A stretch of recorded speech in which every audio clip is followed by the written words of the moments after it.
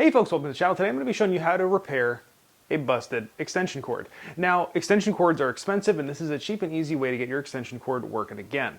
Let me show you what you're going to need. You're going to need a replacement plug. These can be picked up at your local hardware store, or I've got some links down below if you want to pick one up online. You'll need a set of wire strippers, a screwdriver, and a razor blade will make things a little bit easier. So let's get started. Now we're going to start by preparing the end of our cord. Now with this one I got these ones exposed, but if you're in a situation where it's all mangled, you're going to take a pair of wire cutters, cut the whole thing off. So now you've got a nice clean end to start with. You want to go about an inch down and take your razor blade and go around this outer layer of insulation. Now if you look closely, there are wires inside this. So you don't want to cut deep into this. You don't want to cut into the insulation of those wires inside. You almost want to score going around this without going so far in that you're going through those inner layers of insulation on those thinner wires. Once you're all the way around, if you bend it like this, you'll start to see those inner wires coming through, and if there's any places you now need to work on to get all the way through, you can. You want to go slow here because if you go through those inner layers of insulation, you're going to have to cut off and expose some more wire. Once you've got that all the way through, you can usually just pull the end right off.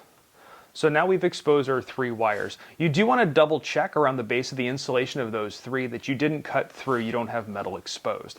So now we've got our 3 wires here. So now we're going to come in with our wire strippers here and expose the ends of each one of these wires. You need to expose about 1/4 inch or so. You don't need to expose too much.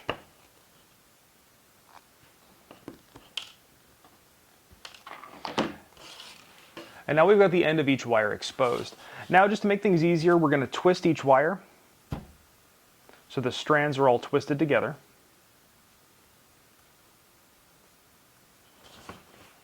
And now we can turn our attention to the plug itself. Now these plugs are all kind of different, so you want to look at the instructions on your plug. This plug comes apart, and the way this one works is this portion goes over first, and this is the plug I'm going to have linked down below.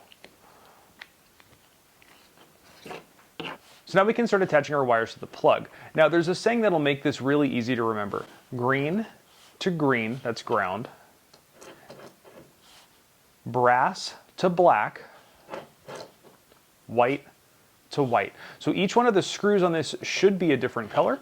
And on these ones, you don't have to loop everything around. There's a little pinch plate in there. So we're going to start by going under the green. Feeding the green in. You want to feed it all the way in. Then take your screwdriver, tighten up that green. And you want to get these really snug so you have a good contact in there. So we got green to green. Now we're going to go, remember, black to brass. Do the same thing here, tightening that screw down. Now if you ever get confused on this, the black is also always going to go to on the plug side itself, it's always going to go to the smaller of the 2 ends. There's the large, right there, the large spade and the small spade. The black is going to go to that small one. And then last but not least, we have our white, and we're going to go white to white. And that goes right in there like so. Same as the others, and as soon as I'm done with this, I'm going to get a real good close-up of this so you can see exactly what this looks like. So to get you in real close, we have black to brass, green to green, and white to white. So now we just have to take this little back piece here and put it in place. Now most of these, at least with this one, it has this little extrusion, this little pin right there. That's going to sleeve directly into one on this side. Makes it really nice and simple. And then all these screws here are just going to get tightened up. So on this one there's 3, but every one of these plugs is going to be a little bit different.